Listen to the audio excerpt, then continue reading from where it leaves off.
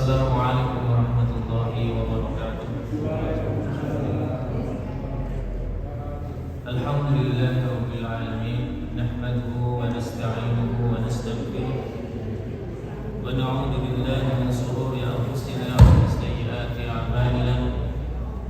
Man yahdihillahu fala mudilla lahu wa man yudlilhu fala hadiya lahu. Asyhadu an la ilaha illallah wa asyhadu anna Muhammadan abduhu wa rasuluh. Ya ayyuhalladzina amanu taqullaha haqqa tuqatih wa la tamutunna illa wa antum muslimun. Ya ayyuhalladzina amanu taqullaha wa qulu qawlan sadida yuslih lakum a'malakum wa yaghfir lakum dhunubakum wa may yuti'illaha wa rasulahu faqad faza fawzan 'azima. Allahumma inna nas'aluka 'ilman nafi'an wa rizqan thayyiban wa 'amalan mutaqabbalan. Rabbana taqabbal minna innaka antas samiul 'alim wa tub 'alaina innaka antat tawwabur rahim. Amma ba'd. Muslimin muslimat jamaah salat maghrib Masjid Al-Mawaddah yang dirahmati oleh Allah Subhanahu wa taala. Alhamdulillahirabbil alamin. Mudah-mudahan kalimat itu yang senantiasa menghiasi lisan kita sebagai tanda syukur kita kepada Allah atas semua nikmat-nikmatnya, atas semua karunia-Nya. Malam hari ini Allah mudahkan langkah kaki kita untuk menuju di salah satu rumah Allah yang mulia. Mudah-mudahan apa yang kita lakukan malam hari ini senantiasa mendapatkan berkah dan rahmat dari Allah Subhanahu wa taala. Kita masih mengkaji dan belajar kepada manusia paling mulia, manusia paling agung yang pernah dihadirkan oleh Allah Subhanahu wa taala di muka bumi ini, yaitu baginda Nabi Muhammad sallallahu alaihi wasallam.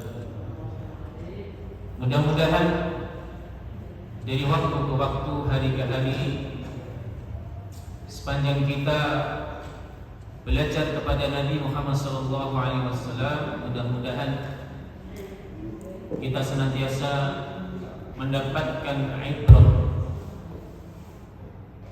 sebagaimana firman Allah Subhanahu wa taala di akhir surah Yusuf, laqad kana fi qasasihim ibratun lil albab, bahwa kisah-kisah itu dihadirkan kepada kita supaya hadir ibrah. Ibrah itu kalau di dalam terjemahan diartikan sebagai pelajaran. Sebenarnya ibrah itu Bapak Ibu itu berasal dari kata ibr. Ibr itu bisa diartikan jembatan atau sesuatu yang dipakai untuk lewat. Itu namanya ibr. Artinya apa? Bahwa agar kisah-kisah dahulu itu ribuan tahun yang lalu, kisahnya Nabi Ibrahim, Nabi Yusuf alaihissalam, dan kisah nabi-nabi yang lain sampai kepada Nabi Muhammad SAW, untuk bisa mengambil ibrah pelajaran itu harus dibangun jembatan itu. Lah hari ini jembatannya itu runtuh hari ini. Makanya kisah-kisah para nabi itu, kisah-kisah para rasul, kisah orang-orang yang soleh zaman dahulu itu hari ini hanya menjadi dongeng belaka, belum menjadi sebagai ibrah, belum menjadi sebagai kisah. Jadi kalau kita dibacakan kisah-kisahnya Nabi, siapapun nabinya, orang-orang soleh zaman dahulu, kok kita tidak bisa mengambil ibrah, pelajaran dari kisah-kisah mereka itu, maka itu sebatas dongeng saja. Oleh karenanya di dalam akhir surat Yusuf itu bahkan dikatakan wahdaw wa rahmah liqaumi yu'minun. Jadi kisah itu bahkan menjadi hudan, menjadi petunjuk dan rahmat bagi orang-orang beriman. Jadi tujuan kita belajar sirah Nabi itu, Bapak Ibu, salah satu tujuannya adalah agar kisah itu menjadi hudan, menjadi rahmat bagi kita. Bahkan sering saya sampaikan bahwasanya sejarah itu di dalam Al-Quran diberikan porsi sepertiga Al-Quran. Artinya kalau orang ini meninggalkan sejarah-sejarah yang dituliskan Allah di dalam ayat-ayatnya itu, berarti kita meninggalkan sepertiga Al-Quran. Oleh karenanya salah satu putranya Abdullah bin Mas'ud, beliau berkata, kunna nu'allam maghayin Nabi sallallahu alaihi wasallam kama nu'allam suratun minal Qur'an. Kami dahulu diajarkan oleh ayah-ayah kami sejarah Nabi, tarikh Nabi itu sebagaimana kami diajarkan surah-surah di dalam Al-Quran. Artinya bahwa para sahabat Nabi itu menempatkan sejarah Nabi Muhammad SAW itu nyaris sebagaimana Al-Quran. Oleh karenanya mudah-mudahan selama kita belajar kepada baginda Nabi Muhammad SAW, kita senantiasa mendapatkan ibrah, mendapatkan pelajaran dari kisah-kisah yang terkandung di dalam sirah an-nabawiyah. Amin ya rabbal alamin. Bapak Ibu yang dirahmati Allah, terakhir kita telah menyelesaikan Ghazwah Bani Mustalik, dan juga di dalamnya terdapat kisah hadisul ifki, dan ini mumpung temanya masih seputar itu, maka tidak ada salahnya malam hari ini kita akan sedikit membahas tentang beberapa faedah dari surah An-Nur, di mana Nabi Muhammad SAW ini itu memberikan wasiat kepada para sahabat Nabi, dan nanti juga akan diteruskan oleh sahabat-sahabat yang lain tentang wasiat Nabi ini. Wasiatnya adalah sebagaimana Umar ketika beliau menjadi Amirul Mukminin, beliau mengirimkan surat kepada wasir-wasir beliau, gubernur-gubernur beliau, dan salah satu wasiatnya adalah ajarkan kepada perempuan-perempuan kalian faidah dari surah An-Nur.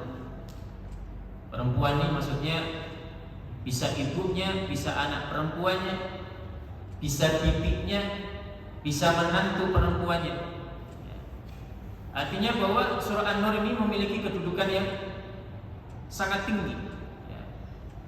Bahkan Rasul sampai berwasiat, ajarkan perempuan kalian itu faidah dari surah An-Nur. Makanya saya berpesan untuk diri saya dan juga Bapak Ibu semua, sempatkan untuk membuka lembaran-lembaran Al-Quran, ya, terutama di surah An-Nur itu, karena banyak sekali di situ, Pak.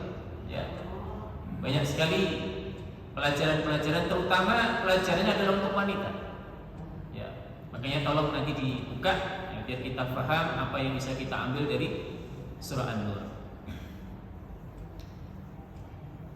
Di antaranya saya akan bacakan surah An-Nur ayat 2. A'udzu billahi minasyaitonir rajim.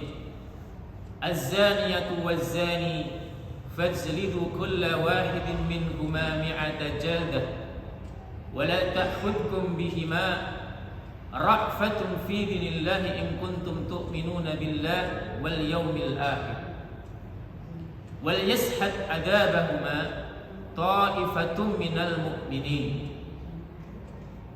Pezina perempuan dan pezina laki-laki deralah masing-masing dari keduanya 100 kali. Dera itu maksudnya dicambuk ya. Dan janganlah rasa belas kasihan kepada keduanya mencegah kamu untuk menjalankan agama atau hukum Allah.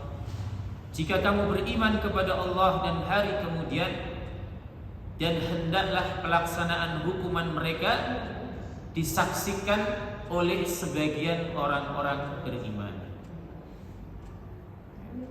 Nah, ini para ulama kita memberikan penjelasan tentang ayat ini, Bapak Ibu, bahwa jika ada seseorang yang belum pernah menikah lalu dia berbuat zina, maka hukuman hadnya adalah 100 kali dera, 100 kali cambuk ya, seperti disebutkan di dalam ayat ini. Dan sebagai hukuman tambahannya, setelah dicambuk 100 kali itu, maka orang ini diasingkan dari kampungnya selama 1 tahun. Namun Imam Abu Hanifah, beliau memiliki pendapat yang lain dari jumhur ulama, bahwa tidak perlu pelaku zina yang belum menikah itu diasingkan dari kampung halamannya, kecuali itu mutlak permintaan imam, maksudnya pemimpin negara itu ya. Kalau imam mengatakan harus diasingkan, asingkan. Kalau tidak, ya tidak. Ini pendapat Imam Abu Hanifah.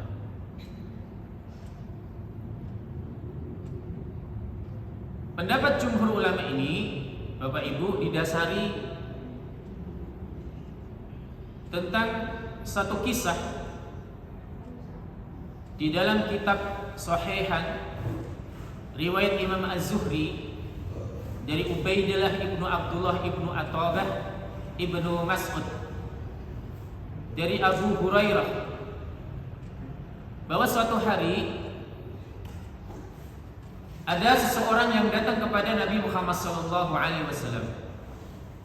Kata orang itu, "Ya Rasulullah, sesungguhnya anak saya ini dia datang bersama anak laki-lakinya." Dia datang kepada Nabi, kemudian orang itu berkata, "Ya Rasulullah, sesungguhnya anak laki-lakiku ini pernah menjadi seorang pekerja dari orang ini, sampai kemudian anak laki-lakiku itu berzina dengan istri dari bosnya tadi, Pak." Jadi pekerjanya tadi berzina dengan istri majikannya. Maka kami datang kepadamu ya Rasulullah, dan aku tebus anak laki-lakiku ini dengan 100 ekor kambing dan seorang budak. Sebelumnya ya Rasulullah, aku pernah bertanya kepada orang-orang alim yang ada di kampung halamanku. Mereka mengatakan bahwa kalau anak laki-lakiku melakukan perbuatan ini, maka dia harus dihukum dengan 100 kali dera dan diasingkan selama 1 tahun. sedangkan istrinya yang dizinai tadi itu dihukum rajam. Maka Rasulullah SAW berkata kepada ayah tadi, ya fulan, bawalah kembali pulang 100 ekor dombamu itu, dan bawalah kembali budakmu itu. Sesungguhnya apa yang dikatakan orang alim di kampung halamannya itu betul. Maka kemudian Rasul Shallallahu Alaihi Wasallam, di situ kebetulan ada sahabat Unais. Unais ada di sekitar Nabi Muhammad Sallallahu Alaihi Wasallam. Kemudian Rasul memerintahkan Unais, ya Unais, datanglah kepada istri laki-laki itu yang dizinai tadi itu, ya. Tanyakan kepada dia, kalau dia mengakui perbuatannya, dia berzina dengan pekerjanya tadi, maka hukumlah dia dengan hukum rajam. Maka Unais kemudian berangkat menemui istri laki-laki Badui itu dan bertanya kepadanya. Akhirnya wanita itu mengakui perbuatannya, lalu ia dihukum rajam dengan dilempari batu-batu sebesar genggaman tangan hingga mati. Nah, ini kalau dilihat prakteknya itu orang yang dirajam Bapak Ibu itu dimasukkan seluruh anggota tubuhnya, dibikinkan galian itu, kemudian dimasukkan di situ. Semua anggota tubuh tertutup kecuali kepalanya. Ya. Kemudian itu dilempari pakai batu sampai mati. Ada orang-orang yang membenci Islam. Mereka mengatakan bahwa hukum rajam itu adalah hukum yang tidak manusiawi. Ya. Namun Masya Allah, beberapa waktu yang lalu saya membaca seorang ahli sosiolog dari Jerman. Beliau ini mengkaji tentang syariah rajam itu. Tadinya dia membenci, Pak. Kenapa Islam itu sampai mengajarkan syariat hukum rajam? Karena otak dia nggak bisa terima, itu nggak manusiawi. Maka dia pelajari betul itu, sampai kemudian orang ini diberikan hidayah masuk Islam. Nah, salah satu tesis dia itu mengatakan bahwa orang yang dihantam dengan batu itu, dan itu persis mengenai kepalanya itu, tidak dengan anggota yang lain loh, ya, cuman kepalanya aja itu. Maka begitu dilempar itu kena kepala itu, Pak, itu secara otomatis orang itu nggak sadar, pingsan gitu ya. Maka lemparan batu-batu yang lain itu sampai membuatnya mati, itu tidak membuat dia sakit. Maka sampai kemudian ahli sosiologi dari Jerman ini masuk Islam.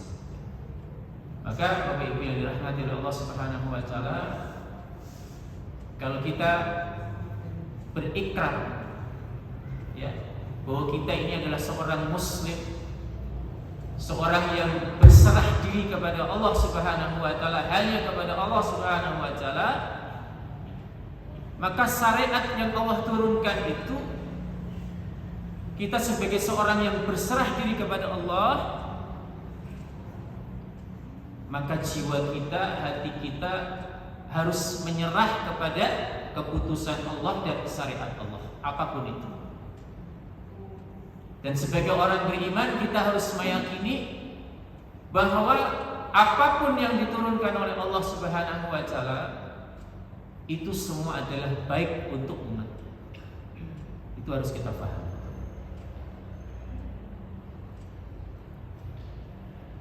Jadi tadi bisa dibedakan ya Pak, karena yang laki-laki tadi belum pernah menikah, maka hukumannya berbeda sama istri yang sudah menikah tadi. Ya. Yang belum menikah dirajam 100 kali, kemudian diasingkan selama 1 tahun. Kemudian yang wanita itu dirajam sampai mati. Namun begitu jamaah yang dirahmati Allah Subhanahu wa taala, kalau seseorang kemudian berzina, kemudian dia tidak melaporkan kepada penguasa, kepada imam, maka itu tidak berlaku hukum rajam. Misalnya mohon maaf, ini saking Islam itu menjaga kehormatan seorang muslim. Jadi kalau ada satu orang melihat orang melakukan zina, Bapak Ibu, cuma satu orang, kemudian dia melaporkan kepada imam, kepada pemimpin muslimin, maka kesaksiannya tidak bisa diterima sebelum dia mendatangkan 3 saksi yang lain. Maka ini luar biasa, Allah itu menjaga luar biasa. Sekarang gini Pak, kalau jelas ada seorang melihat laki-laki dan perempuan berzina, satu orang, kira-kira Bapak Ibu tega nggak? Kemudian datang ke 2 orang lagi, ada orang zina itu, kamu jadi saksi deh. Datangi lagi orang ketiga, kamu datang ya jadi saksi ya, ini ada orang zina di sana itu. Kemudian datang lagi ke orang keempat untuk diminta menjadi saksi melihat orang yang berzina. Kira-kira sampai nggak di kita? Sampai nggak kira-kira? Nggak sampai. Tapi sebaliknya, kalau orang berzina, kemudian dia datang kepada imam dan mengakui, saya telah berzina, maka harus ditegakkan hukum rajam. Kalau orang itu adalah orang yang pernah menikah. Ya. Tapi subhanallah, kalau sudah dilaksanakan hukum rajam itu, maka insya Allah selesai lah. Tidak ada lagi balasan di akhirat insya Allah. Tapi kalau itu tidak ditegakkan, yang dilakukan orang itu adalah banyak bertobat kepada Allah Subhanahu wa taala. Meskipun tobatnya itu tidak menghalangi Allah untuk menghukum orang itu di dunia. Jadi ini beratnya orang berzina itu gitu, Pak. Meskipun dia sudah bertobat itu dia akan diberikan kesusahan di dunia. Makanya ada 2 dosa, Bapak Ibu. Tolong perhatikan, 2 dosa. Yang dosa ini akan didahulukan oleh Allah Subhanahu wa taala di dunia, sebelum nanti di akhirat dia juga akan mendapatkan balasan dari Allah. Yang pertama adalah zina itu. Kemudian yang kedua adalah orang yang durhaka kepada kedua orang tuanya. Yang mudah-mudahan kita dihindarkan dari 2 dosa itu. Jamaah yang dirahmati Allah Subhanahu wa taala,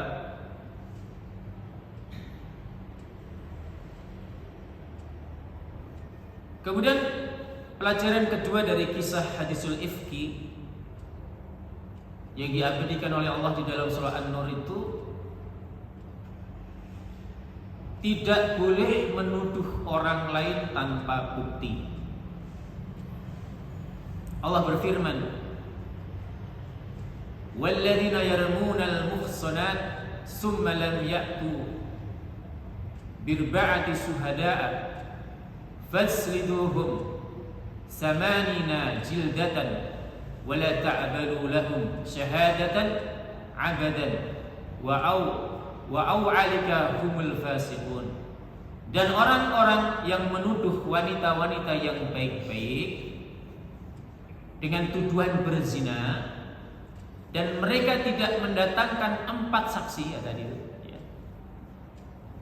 maka kita diminta untuk mendera mereka. Jadi orang-orang yang menuduh wanita-wanita baik, wanita-wanita solehah, berbuat zina, kemudian dia tidak bisa mendatangkan 4 orang saksi, maka orang itu harus dihukum dengan hukuman dera 80 kali dera. Dan janganlah kamu terima kesaksian mereka buat selama-lamanya, dan mereka itulah orang-orang yang fasik. Ini bahayanya orang menuduh tanpa bukti, Bapak Ibu yang dirahmati oleh Allah Subhanahu wa taala. Ya. Tentang ayat ini para ulama berbeda pendapat. Ya. Ada yang mengatakan bahwa orang tadi itu mutlak hukumnya disebut orang fasik, ya. Kemudian tidak diterima kesaksiannya. Tapi pendapat yang lain mengatakan bahwa selama mereka bertobat kepada Allah dengan tobat yang sungguh-sungguh dan tidak mengulangi perbuatannya itu kembali, maka predikat fasik hilang, dan dia masih bisa diterima kesaksiannya sepanjang dia bertobat kepada Allah Subhanahu wa ta'ala.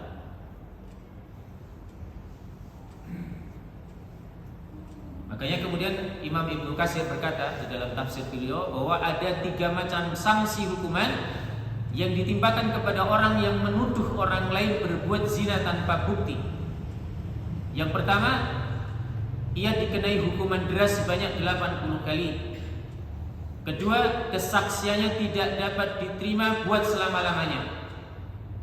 Kemudian yang ketiga, dia mendapatkan predikat sebagai orang fasik dan bukan orang adil, baik menurut Allah maupun menurut manusia. Kemudian Allah Subhanahu wa taala berfirman, illal ladzina tabu min ba'di dzalika wa aslahu, kecuali orang-orang yang bertobat sesudah itu dan dia memperbaiki dirinya dari kesalahan-kesalahan yang pernah dia lakukan. Jamaah yang dirahmati oleh Allah Subhanahu wa taala, kemudian faedah yang ketiga, larangan menyebar berita bohong.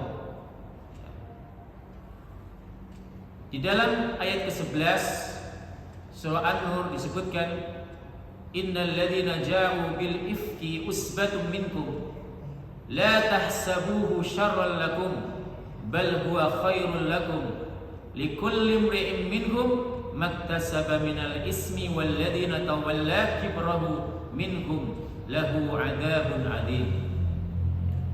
Sesungguhnya orang-orang yang membawa berita bohong itu adalah dari golongan kamu juga, kata Allah.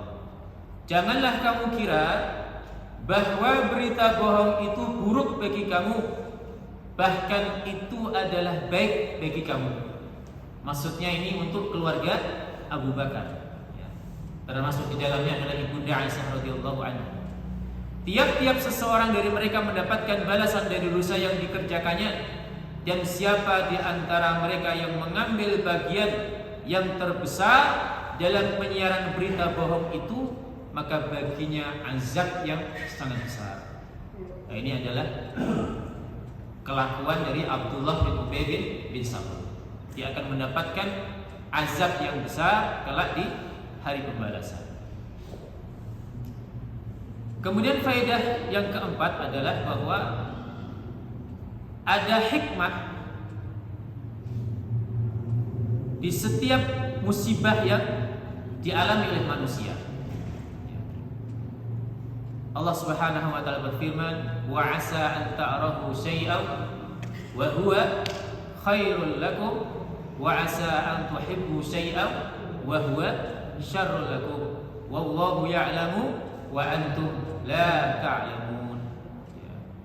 Boleh jadi kamu membenci sesuatu padahal ia amat baik bagimu, dan boleh jadi kamu menyukai sesuatu padahal ia amat buruk bagimu. Allah mengetahui sedang kamu tidak mengetahuinya. Jadi perhatikan Bapak Ibu yang dirahmati oleh Allah Subhanahu wa taala, kalau ada sesuatu musibah atau sesuatu yang tidak kita senangi menimpa kita, maka yang dilakukan oleh orang beriman itu yang pertama adalah mengucapkan kalimat istirja, inna lillahi wa inna ilaihi raji'un. Kemudian yang kedua adalah ridho dengan sesuatu yang menimpa kita. Kemudian yang ketiga, kita berdoa kepada Allah agar musibah yang menimpa kita itu menjadi pahala untuk kita. Jadi itu orang-orang beriman itu adalah orang yang hatinya itu selalu diberikan oleh Allah Subhanahu wa taala, dibahagiakan oleh Allah Subhanahu wa taala. Ya. Bahwa musibah yang menimpa kita itu pasti di dalamnya ada banyak kebaikan-kebaikan, dan itu harus kita camkan. Rasulullah SAW bersabda, tidak ada penyakit, kesedihan, dan bahaya yang menimpa seorang mukmin hingga duri yang menusuknya, melainkan Allah akan mengampuni kesalahan-kesalahannya. Ya. Jadi apapun yang membuat kita bersedih hati, entah itu penyakit, entah itu kesempitan ekonomi, maka kalau kita ridho dengan keputusan Allah Subhanahu wa taala, ya, itu akan menjadi penghapus dosa-dosa kita. Rasul juga bersabda, "Ma yazalul bala' bil mu'minin wal mu'minat fi nafsihi wa waladihi wa malihi hatta yalqallah wa ma 'alaiha khati'atun." Cobaan senantiasa akan menimpa seorang mukmin. Nah, ini Bapak Ibu, ya. Jadi Bapak Ibu kalau mengaku sebagai seorang mukmin,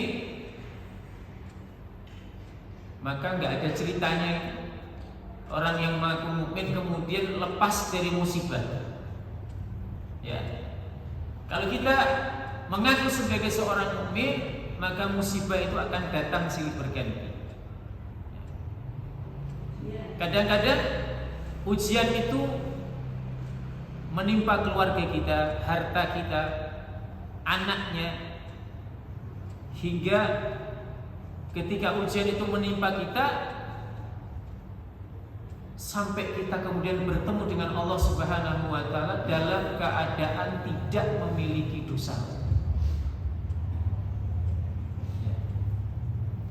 Jadi hidup itu pilihannya dua.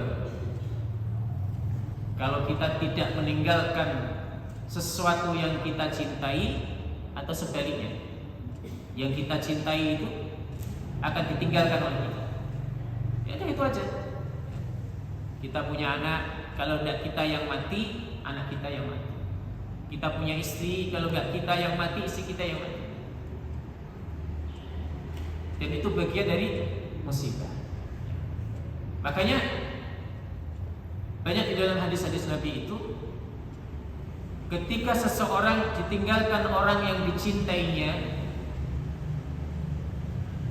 maka kemudian ia mengucapkan kalimat inna lillahi wa inna ilaihi raji'un, Allahumma ajurni fi musibati wa ahlif fi khairan minha, maka Allah akan bangunkan baginya rumah-rumah di surga. Dan musibah itu yang paling berat adalah pukulan pertama itu. Ya. Maka begitu musibah datang, kalimat yang keluar itu kalimat itu, kemudian jiwa kita ini ridho dengan keputusan Allah Subhanahu wa taala, maka Allah akan membangunkan bagi kita rumah-rumah ujian di dalam surga.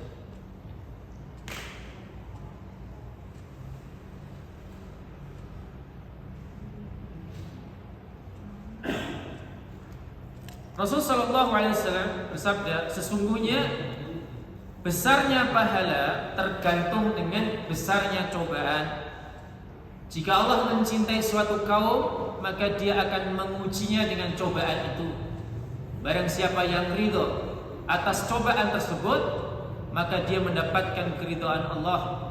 Dan barang siapa yang berkeluh kesah, maka ia akan mendapatkan murka Allah. Tapi kenyataannya kita ini adalah makhluk yang suka berkeluh kesah, ya Pak ya. Ya itu masalahnya. Ya. Itu manusia begitu, Pak. Ya. Kita punya umur 60 tahun. Kira-kira 60 tahun itu antara sehat dan sakit banyak yang mana? Banyak sehat atau banyak sakit? Ya. Banyak sehatnya ya. Tapi ketika kita diberi sakit itu, kalau Nabi Ayub berapa tahun, Pak? Berapa tahun Nabi Ayub diberi sakit? 20 tahun. 20 tahun sakit. Itu bukan penyakit yang ringan gitu ya. Kalau penyakit panuan 20 tahun mah enggak ada apa-apanya. Enggak kelihatan ya. Tapi ini penyakit berat sekali, Pak. Tapi Nabi Ayub alaihissalam bersabar. Dan kita tidak pernah mengalami ujian iman, ujian akidah sebagaimana ujian para sahabat Nabi. Apalagi di masa Makkah 13 tahun Rasulullah dan para sahabat itu berhadapan dengan maut. Gara-gara cuma mengucapkan kalimat asyhadu an la ilaha illallah wa asyhadu anna Muhammadar Rasulullah. Itu tiap hari, tiap detik itu hampir nyaris bertemu dengan maut sehari-hari itu.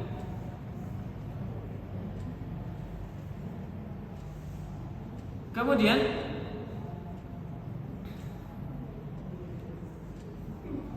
pelajaran yang lain, jemaah yang dirahmati oleh Allah Subhanahu wa taala, kita tidak boleh menerima suatu berita begitu saja sebelum mengecek kebenarannya terlebih dahulu. Ini hati-hati betul. Kita ini kan dibanding kualitas sahabat gak ada apa-apanya ya. Tapi lihat kemarin kita bahas itu fitnah yang disebarkan oleh Abdullah bin Ubay bin Salul ini, itu bahkan diikuti oleh sahabat Nabi yang ini bukan sahabat sembarangan, Bapak Ibu. Ini sahabat yang memiliki kualitas iman yang luar biasa. Itu bisa terfitnah gitu ya. Apalagi kita. Ya, Hasan bin Sabit nanti Bapak Ibu cari biografi beliau, itu bukan orang sembarangan. Ya. Mistah itu hidup di rumahnya Abu Bakar, ngajinya sama Abu Bakar. Kemudian yang ketiga adalah Hamnah. Itu istrinya sahabat mulia Mus'ab bin Umair, duta pertama muslimin di kota Yasrib, di kota Madinah, yang mengislamkan mayoritas penduduk Madinah itu, Mus'ab bin Umair. Tapi istrinya bisa terfitnah. Maka kalau kita mendengarkan kabar tentang saudara kita muslim, maka yang kita lakukan, kalau itu berita buruk yang kita dengar, maka yang kita lakukan adalah husnuzon, Pak. Itu mungkin salah. Jangan kemudian kita mencari tahu, Pak. Apa itu tajassus gitu ya. Coba aku tak ngecek bener apa enggak boleh. Harus husnuzon. Kita belajar sama sahabat mulia Abu Ayub. Abu Ayub itu ketika berita fitnah ini menyebar, itu istrinya datang kepada Abu Ayub, "Ya Abu Ayub, apakah kamu tidak mendengar berita tentang Aisyah radhiyallahu anha?" Abu Ayub langsung mengatakan, "Demi Allah, itu adalah berita dusta. Apakah kamu mau ikut menyebarkannya, wahai Ummu Ayub?" Kata istrinya, tidak ya Abu Ayyub. Kemudian beliau menambahkan kalimat tegas, Pak. Ketahuilah wahai Ummu Ayyub, sesungguhnya Aisyah itu jauh lebih baik daripada kamu. Nah, itu harusnya orang beriman gitu, Pak. Jadi kalau ada berita tentang keburukan saudara kita, kok kemudian kita bahagia mendengar berita buruk itu, harus bermasalah itu. Iman kita bermasalah betul. Jangan sampai begitu. Yang kita katakan adalah ini pasti berita tidak benar, ini dusta. Karena kita mengakui tentang kebaikannya, tentang keimanan. Ya. Nah, ini sebenarnya masih banyak pelajaran yang bisa kita ambil dari surah An-Nur ini. Ya. Tapi sudah waktu Isya. Mudah-mudahan apa yang kita kaji malam hari ini bermanfaat buat kita semua. Kita tutup dengan bacaan kafaratul majlis. Subhanallahumma wa bihamdika asyhadu an la ilaha illa anta astaghfiruka wa atubu ilaik. Wassalamualaikum warahmatullahi wabarakatuh.